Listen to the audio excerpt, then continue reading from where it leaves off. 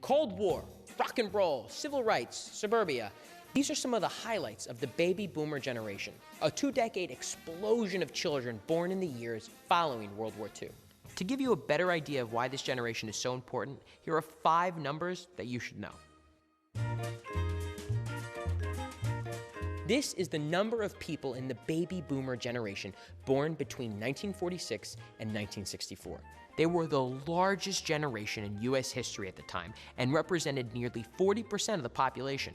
Boomers grew up during the height of American prosperity, enjoying health, security, and consumer comforts never before seen in American history. This is the number of soldiers in the U.S. military that returned home after serving in World War II. They were eager to start families, hopeful that their children would enjoy a more prosperous America, filled with the ideals and morals they fought for overseas. This is the amount of money that American soldiers got when they came home from World War I. World War II vets had it way better, thanks to the GI Bill. The GI Bill was a piece of legislation that gave them the ability to attend college and buy a home, things that allowed them to be secure in starting a family. The helping hand provided by the GI Bill contributed to the rise of baby boomer prosperity. By the way, for those who don't know what GI stands for, it's government issue, and it was a nickname for American soldiers. This is the percentage of disposable income controlled by baby boomers in America today. And with all that dough to throw around, they're big spenders. And where does most of their money go? Towards travel, health, wellness, and pampering their pets. That's right, that money goes to dog haircuts. Haircuts for dogs. That's it. 2041. This is the year that the U.S. is expected to run out of money for Social Security, the federal program that provides financial benefits for retired people. Boomers are retiring in droves, meaning more people will be dependent on Social Security. It also means less workers in the labor force paying taxes to fund those benefits. 2041 is a long way off, though, and experts believe that raising the retirement age and changing Social Security structure can help save it. Baby boomers were one of the most influential generations in history. They changed American society and gave the next generations the cultural freedoms they enjoy. Without baby boomers, America wouldn't be as free or prosperous as it is today. I'll tell you, as a Gen Xer and maybe even other generations, there's a little bit of jealousy there, because I think a lot of people view the baby boomers as like this generation that just had it so good in everything. You know, everything was going up, the stock market's going up, housing's going up, everybody's able to ride the wave, and I think you see other generations have a little bit of envy around that economic mobility that baby boomers have. And so, any questions, comments on that snippet about baby boomers? I think that data is important because it allows you to think about the fact that people are looking at, you know, their economic circumstances and their well-being and that of their children in a much different light if you're from this generation. Right. Well, I'll try my best. So I always look at the camera. Okay. Cool. Hi. Hi. Most millennials don't want to be millennials, probably because they think millennials are terrible. It's not that I think that, it's I've been told that repeatedly. The way the internet has developed has made everyone in our generation really so insecure. Do I not want to be myself because I think I'm terrible? I guess I could say on the surface level, in terms of wanting to buy a house, the economic situation, I don't want to be a millennial because I know it was easier the generation before. I don't know what to say about it. It's sort of... They got so many participation trophies growing up that a recent study showed that 40% believe they should be promoted every 2 years, regardless of performance. Yeah, I buy that. Yeah. I do. None of my friends have participation trophies. How many trophies do you have in your bedroom? Yeah, a wall full of them. Or get promoted. Did you get I didn't get performance trophies growing up. Neither did I got them for dancing. Now, in terms of promotion, whether they think that or not, it won't happen. You've got a lot of people 40, 50 years old. They're not going anywhere. They're the ones who state their ambition is to be a Big Brother contestant. They're the work experience kids, expecting to go straight to the corner office. That's like the bosses in in the corner with like a glass office. Is that a thing? Yeah. Okay, I'm offended by that one. You speak to people of older generations, none of them had to do work experience. I genuinely don't know anyone who would like to be a Big Brother contestant. I think people might want to be famous. I think that is the most shallowest and a pointless ambition to have. You wouldn't want to be a pop star or anything. The lifestyle's amazing. And you can, potentially. Generation Y isn't busy. They're lazy. The thing about work is it's not always fun and fulfilling. It's work, and you have to work to keep a job. I mean, do we know who writes these? I mean, these people our age, or are they? Wow. It's deep, man. That's just mean.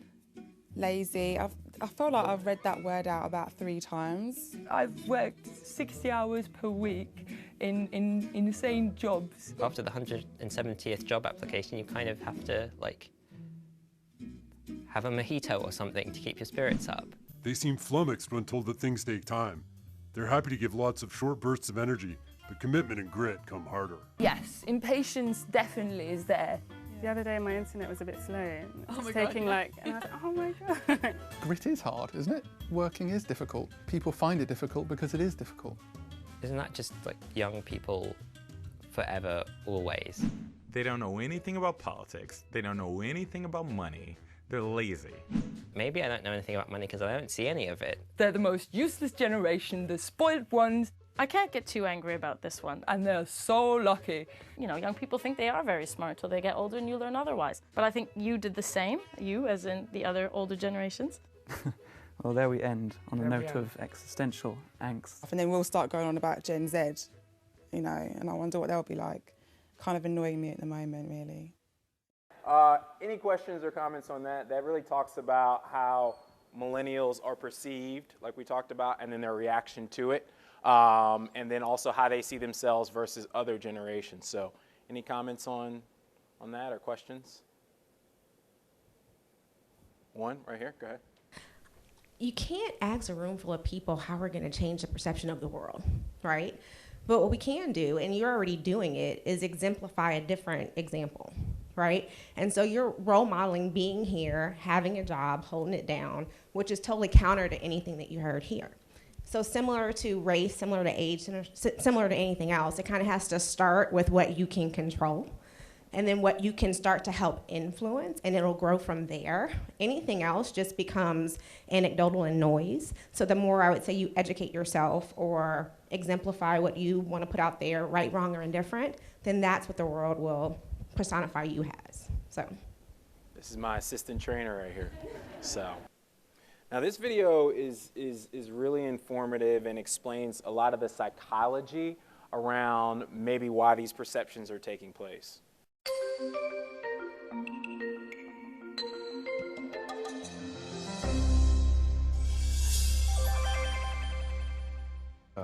What's the millennial question? Apparently, millennials as a generation, which is a group of people who were born approximately 1984 and after, are tough to manage. And they're accused of being entitled and narcissistic and self-interested, unfocused, lazy. But entitled is the big one. And because they confound leadership so much, what's happening is leaders are asking the millennials, what do you want? And millennials are saying, we want to work in a place with purpose, love that.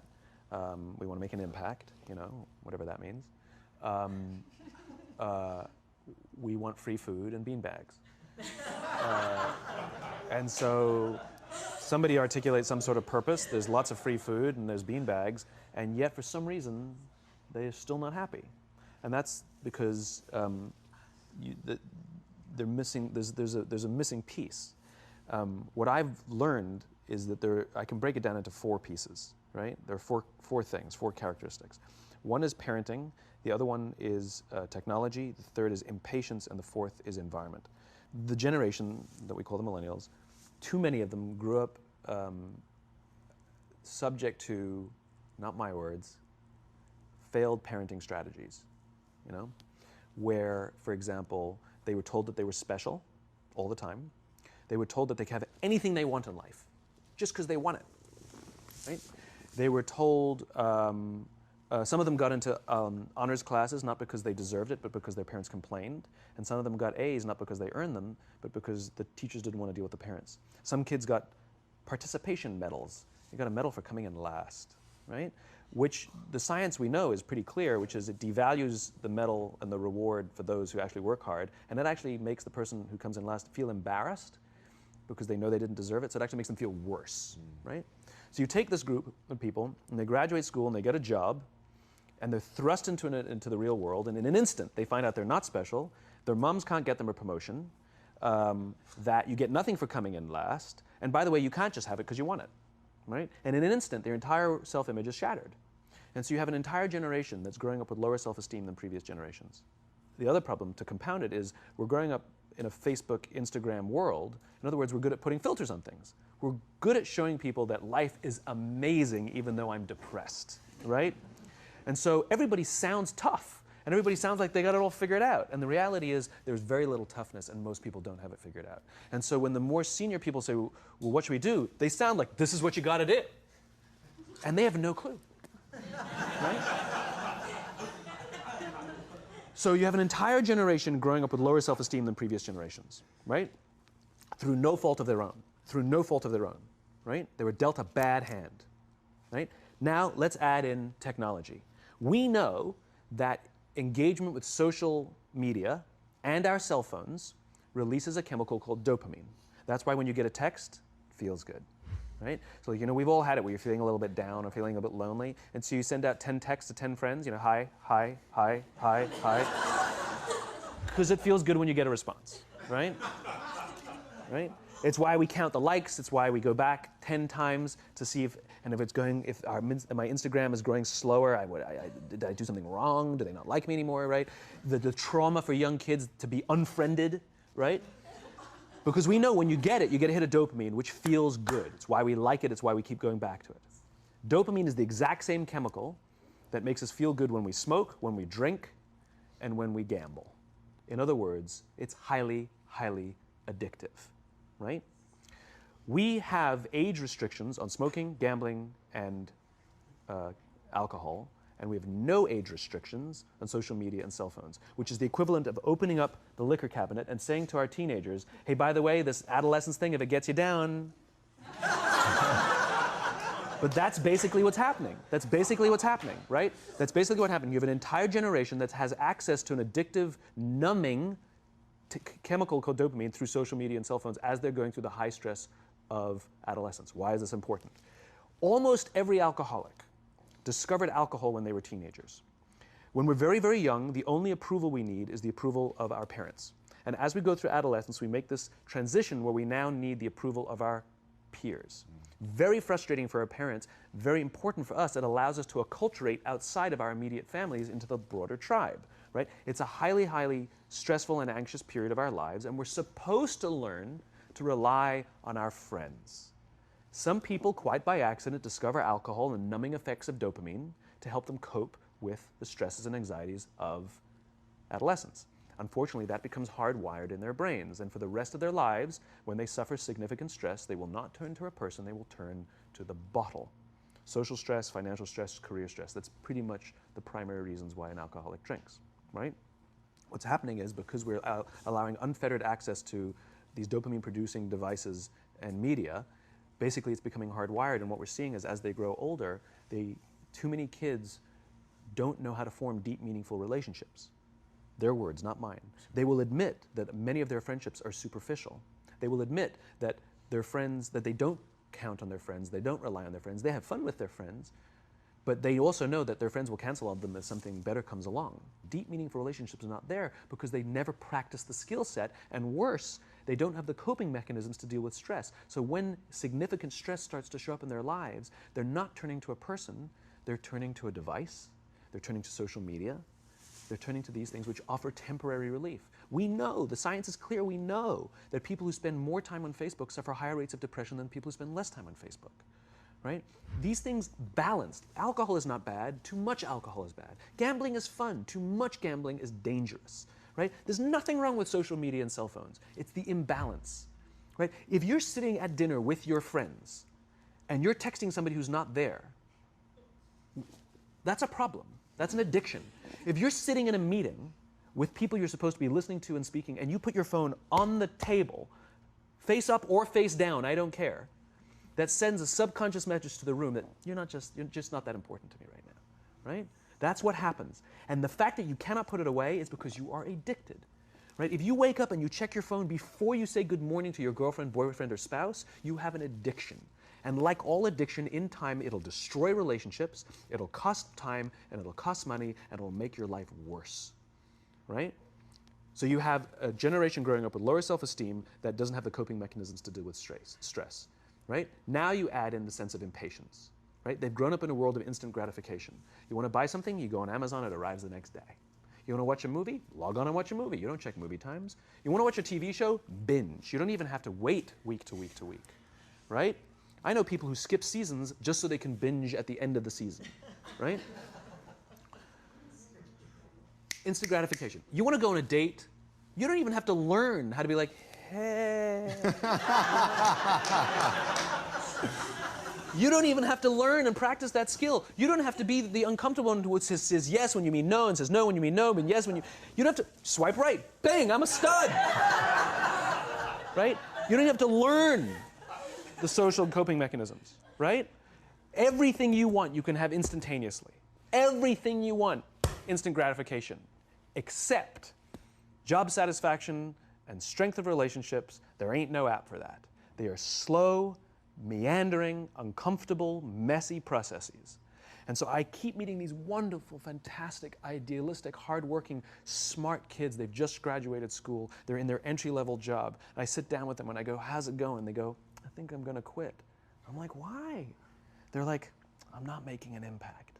I'm like, you've been here 8 months. You know? It's as if they're standing at the foot of a mountain and they have this abstract concept called impact that they want to have in the world, which is the summit. What they don't see is the mountain. I don't care if you go up the mountain quickly or slowly, but there's still a mountain. And so what this young generation needs to learn is patience. That some things that really, really matter, like love, or job fulfillment, joy, love of life, self-confidence, a skill set, any of these things, all of these things take time.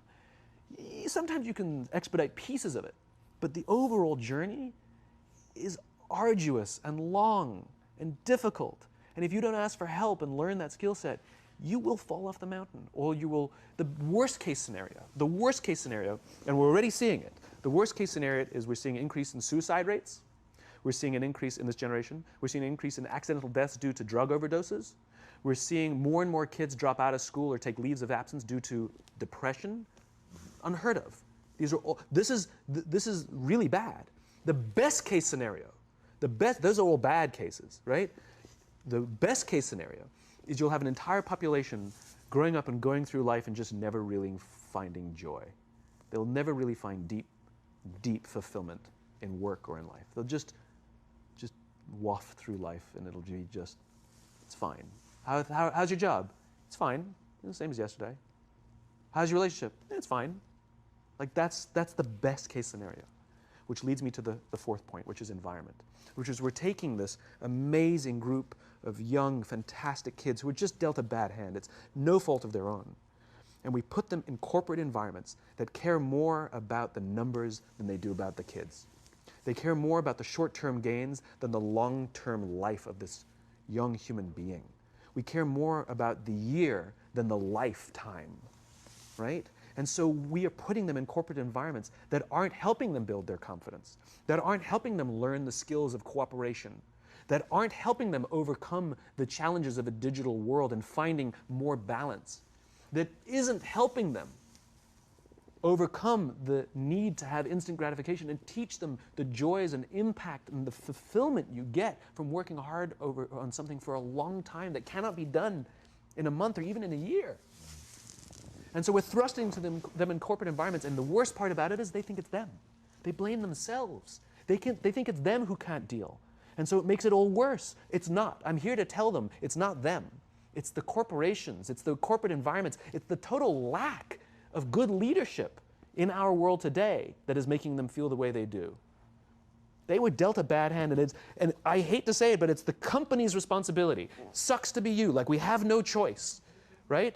This is what we got, and I wish that society and their parents did a better job. They didn't. So we're getting them in our companies, and we now have to pick up the slack. We have to work extra hard to figure out the ways that we build their confidence. We have to work extra hard to find ways to teach them the social skills that they're missing out on. It's deep when you think about the patterns that you have there in terms of how they're producing these people who are our coworkers, who are our friends, who are our family members. What was one of the most shocking things that you found from that understanding of the psychology? I can't do this. For me, I wonder what Gen X thinks about being blamed for the problem today. You know what I mean? Like, that's what I heard the whole time it was going. Well, I don't disagree with the points. All I heard was, it's not their fault. I don't know that I agree, but what does Gen X think about? Yeah, I heard that too. In the research of this video, I felt as though there wasn't maybe enough ownership. So I kind of concur with that point. But I do agree with the last part of the video, which is something my old boss at Procter & Gamble used to say, Jarvis Jones, we are where we are. We are where we are, and everyone's coming to the workforce with their own cultural bucket, their own parenting experience, their own expectations. He talked about that analogy of the mountain and wanting to have impact. Yeah, everybody wants to have impact, but that mountain is still going to have to be climbed. You only see that summit, and people don't think about what that might mean. So I kind of agree with your point. Go ahead. Yep, you're next. You're next. Thank you. I actually kind of agree, because these millennials are the people who are raising kids right now. And so those of us who've had better experiences, different experiences, owe it back to them to train them up. Because if we don't, these are the same people raising this generation alpha, and that generation could be a great generation or could be just a so-so generation, right? So we have to impart unto them, and it's not something that folks want to do. It's not our responsibility. It's the hard work. Yeah. It's hard work. Mm-hmm. But at the same time, I want to retire and know that the generation that's in the corporations, that's in life doing what they're doing, that they're successful. And so it's hard work. We've got to pick up the slack. So being out there. I lost the mic. Oh, okay, there we go. So when I'm out there and volunteering and with kids, and I see that their parents have zero clue, just no idea as to what to do, this is training, this is coaching, this is mentoring, this is helping them understand we're not going to give participation trophies. The best experience I've ever had, one of my kids came to me and said, why didn't I get a ribbon? And I was like, sweetheart, you got to work for it. And so she went out and she worked as hard as she possibly could. So when she got her gold medal, it meant something to her. And that's what we got to do. We got to train them. Yeah. What did you guys think about the dopamine analysis? I thought that was powerful. And thinking about, social media, for all the things that are great about it, this addiction piece to it, and that it can become a reliance just as much as drugs or alcohol or our next like on IG. So what were your thoughts on the dopamine piece? Go ahead, in the corner. Oh, sorry, you were next, right? Okay, go ahead. And then you're coming next. Sorry. I don't know, this video made it seem like it was a specific generation, but I've seen older people, younger people. My daughter, she's 3, on the cell phone, and I have to take it. I mean, that's not necessarily a generation. That's just an issue. Yeah, how we in interact general. with the technology. Yeah. Mm-hmm. So that's just my observation. Yeah, it's something to keep in mind though, about how powerful that cycle is and how dependent we are on it. So, go ahead.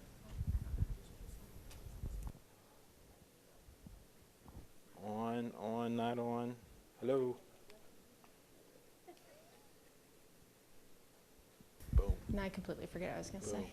No, so I'm technically part of the millennial generation. I don't always classify myself in that category, but back to your point of it was all not my fault. But at the same time, when you're growing up in that generation and everybody's telling you you know, this is the way it is, or, you know, parents don't know any different as to, like, I'm trying to think how I want to word this without sounding like a complete idiot. Like if as a mom I say, okay, well, we're going to give my kid a participation trophy, and then, you know, this parent's like, well, I don't want to do that. Well, then you're a bad parent because you didn't give your kid a participation trophy. So it's things like that these parents are starting to adapt to what other parents are doing now, and then the millennials are being faulted for that. So we then have to adapt to that type of society because then, you know, we're not following what's going on right now. So I see what your point is, and oh, it's not my fault, it's not my fault, but we don't know any better. Like, this is how we were raised with, you know, the parents that are trying to be the good parents or the ones that are trying to be outstanding. So I definitely think there's a lot of learning opportunities to that because, you know, I'm starting to raise my own child and I'm scared, you know, beyond all measure, because it's like, what am I supposed to do? So I see it, you know, I just think there's a lot of different viewpoints as far as the millennial goes, and you get portrayed as that negative, you know, generation, but I think there's definitely learning curves that we can go above and beyond. And that's the power in the communication that we have here, so I appreciate you sharing that. I want to ask one more question on this video, and then we'll do one more video, and then we'll have a broader discussion. What do people think about participation trophies? Raise your hand if you think participation trophies were a net good thing.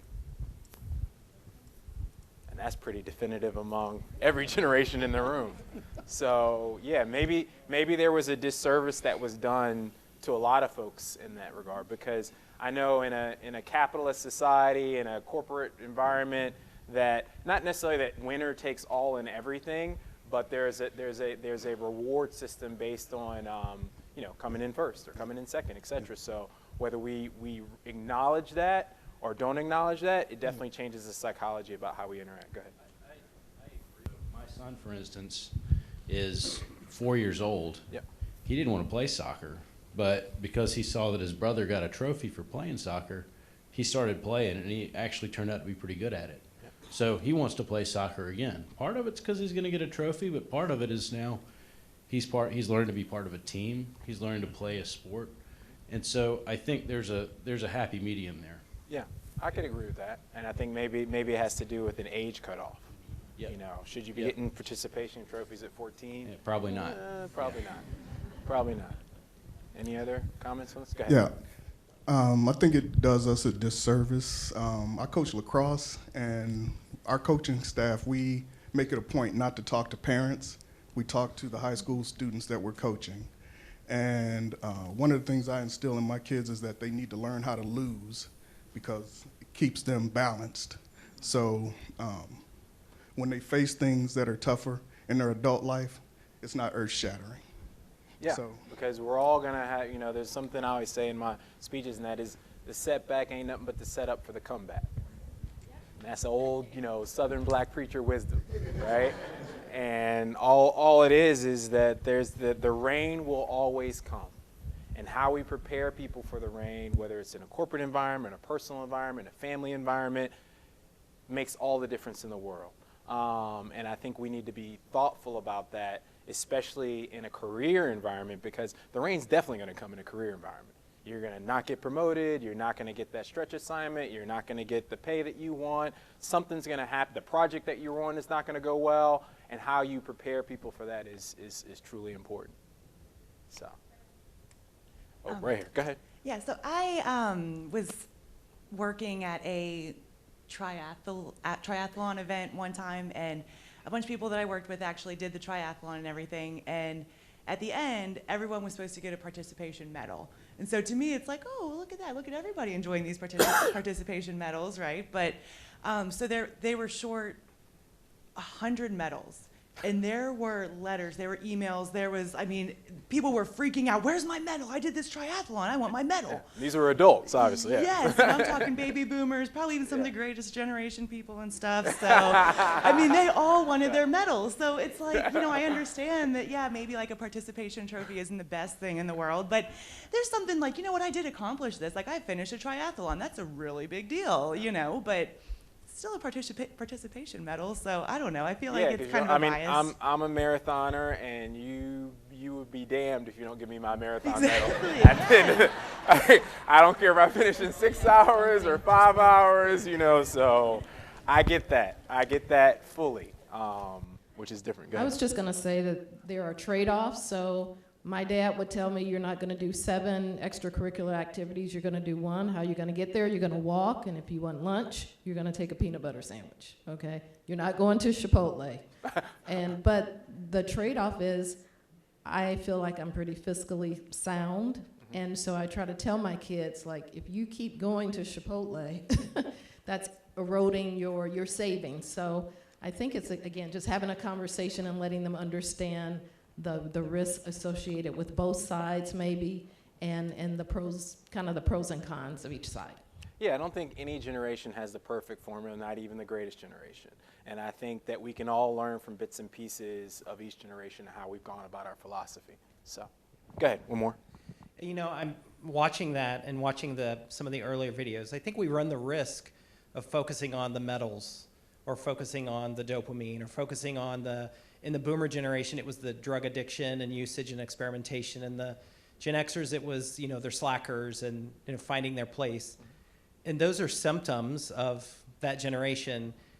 There's a point in time for everything and every process and every item, every product, where it was kind of in process. It was being developed, it was being, you know, everything has a beginning, and then it has the maturity, and then it becomes its kind of final stage.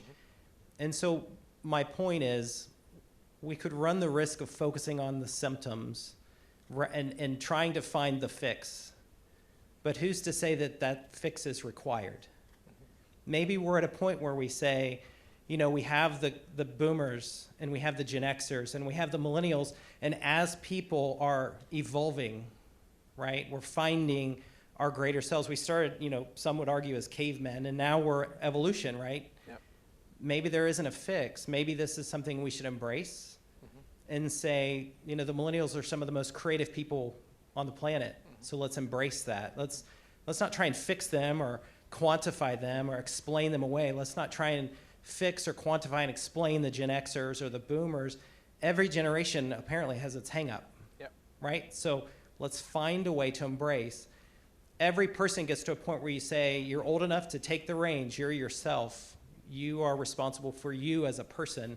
How, as a corporation, can we help them become the best version of themselves rather than try and fix them to a mold that's another generation? Yeah, and I think that's where it comes back home to P&G, and that focus on training and development and developing from within and promoting from within, and the fact that that's always been a strength of this company. And I've seen it across clients, you know, Fortune 500s, dozens and dozens, coming back to this company and seeing how strong that culture is and why people stay and why people are enhanced by this experience. So yeah, I think that that's not only a duty, but I think it's a gift that P&G has, so we can be proud of. We're going to do one more video because we're running short on time, and then we're going to have a small conversation around some closing points. For the first time in history, the American workplace spans 4 generations. While such a wide age gap can lead to frustration and conflict, having a multi-generational office can also lead to stronger teamwork and an abundance of creativity. As a manager, you will need to understand the backgrounds, perspectives, and challenges of each of the 4 generations: traditionals, baby boomers, Generation Xers, and millennials.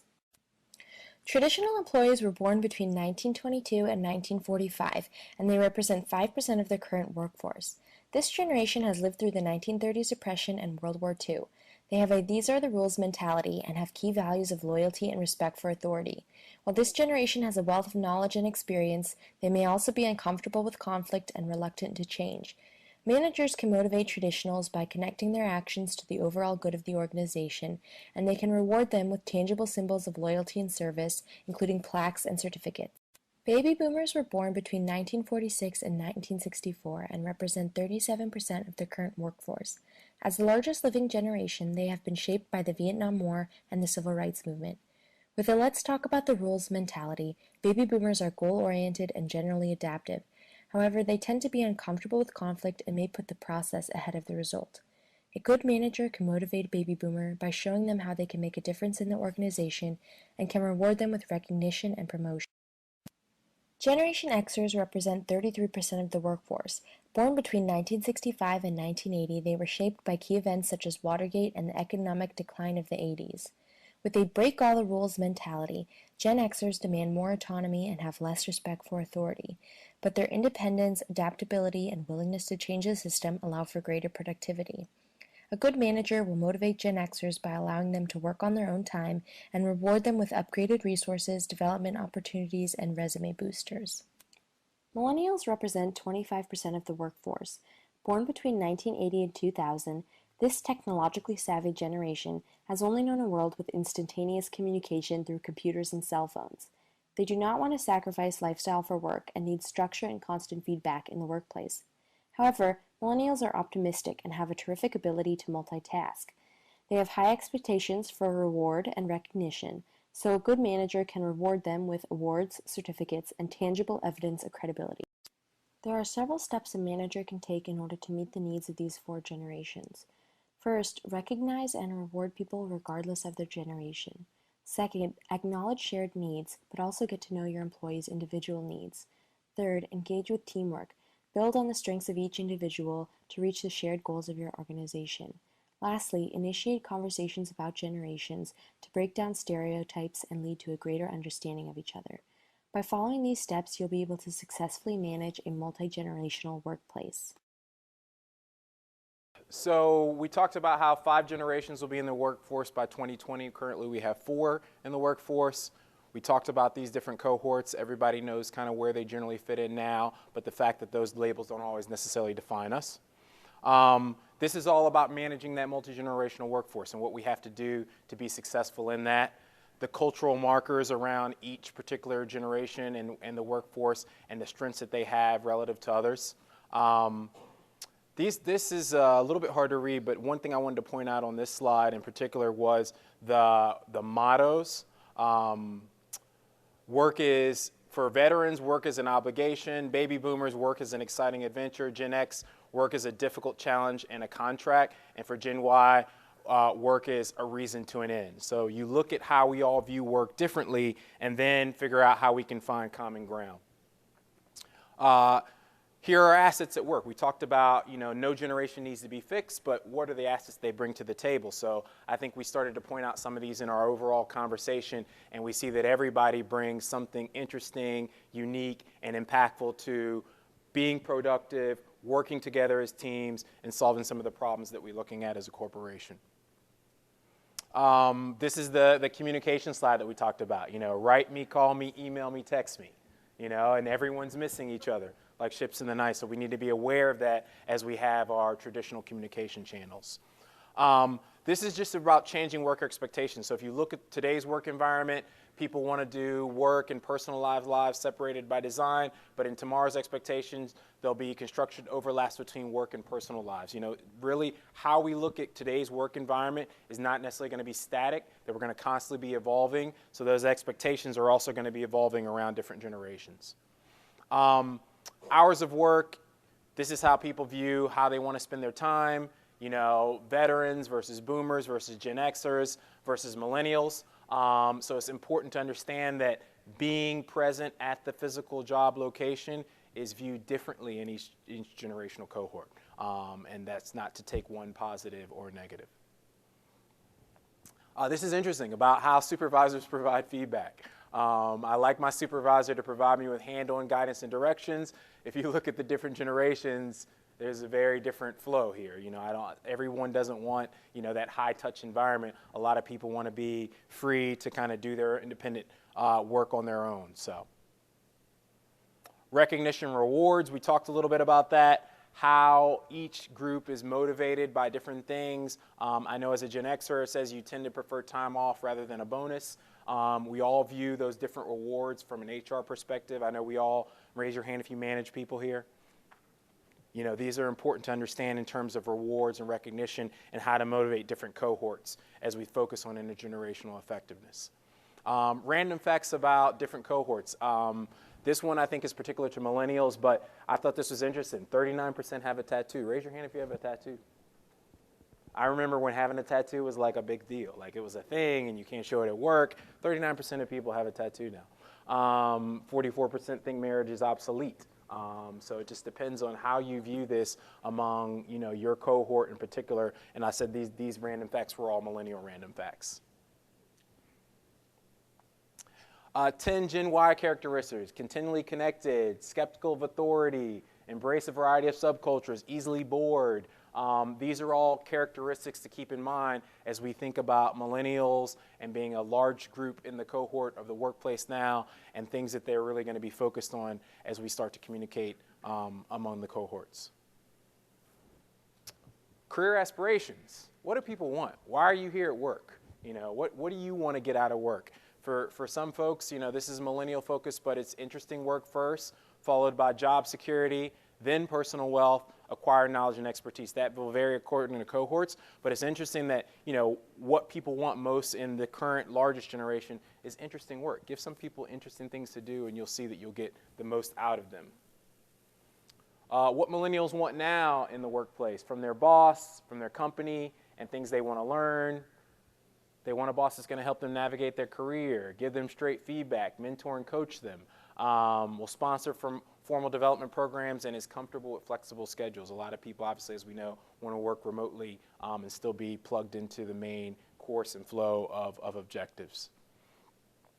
This is what unites us, and I think this is important. If you look at the different generations, where do we get our unity? And it's through the work. Traditionalists are motivated by it and its satisfaction. Boomers derive their identity and respect from it. You know, that's who I am. What I do is who I am. Gen Xers find security in amassing skills from it. I know I feel that way, that, you know, one of the great things about working at Procter was learning the basics of sales and marketing and being able to take that skill on to other places in my career. And millennials want to make a difference and do that through work. So how do we close the gaps between Gen X, baby boomers, or traditionalists? What we're here for today. Be self-aware. Listen to each other. Challenge what you assume. Scrap the do as I say, not as I do, or focus on, you know, the particular goal. Embrace the diversity of where we're going as a cohort and generation, and then support and learn from each other. Closing the gaps and recommendations for Gen Y. So Gen Y is saying, why are we perceived this way? Your question in the rear. Having perspective is important. Be patient. Look at the relationships and communications differently and convey respect while pursuing your goals. Pursue mentors and advocates along your way. Tactics to bridge the gap, I think we all know these. Mentoring, reverse mentoring. How many people do reverse mentoring? That's right, learning from a younger cohort or a previous generation. E-learning, I think Procter does a great job of that. Building our social media literacy. I think some of you will be getting on Tinder at the end of this, so good for you. And build reputational capital. I think reputational capital is key in terms of taking on stretch assignments and new promotions, that what people say about you when you are not in the room is more important than when you are in the room. So your reputation and what you're known for is your brand at work. You know, do you want to be known for arriving late? Do you want to be known for completing a project on time? Do you want to be known for having the most innovative ideas? You want to carry that reputational capital with you across cohorts and generations. 20 things that 20-year-olds don't get. You're talented, but talent is overrated. Social media is not a career. Pick up the phone. We talked about that. Be the first in and last to leave. An old Procter axiom.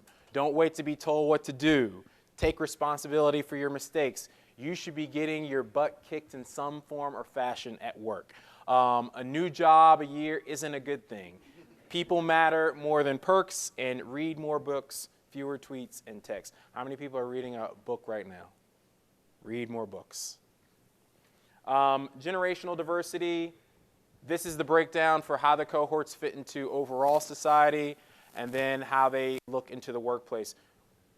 As final review, traditionalists are polite, reserved, respectful, conformers, and obedient.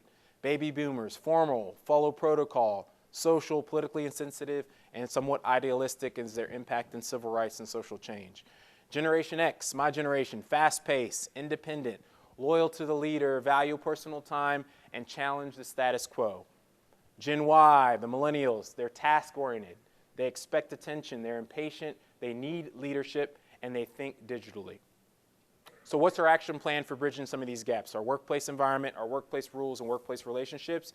These are the final thoughts. Getting along with traditionalists. If you want to figure out how to bridge these gaps, here's what you need to do. Honor the chain of command, value the legacy they've built, value their experience, appreciate their dedication, and communicate one-on-one. Go and talk to them. Getting along with baby boomers. Learn your corporate history, show respect, face-to-face conversations again, give full attention, and follow the rules. Getting along with Xers. Get to the point. Use email. Allow personal space. Be relaxed, and get over the notion of dues paying with Xers. And then lastly, get along with Gen Y.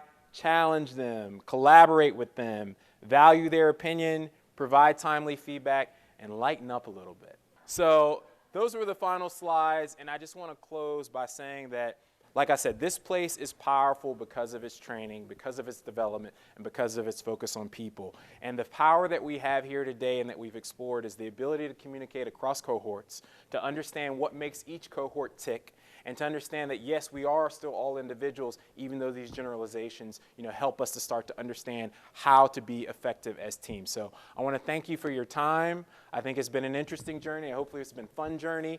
Hopefully you learned a little bit about something that you didn't know about before, and I look forward to returning to Proctor soon to continue this conversation. So thank you very much.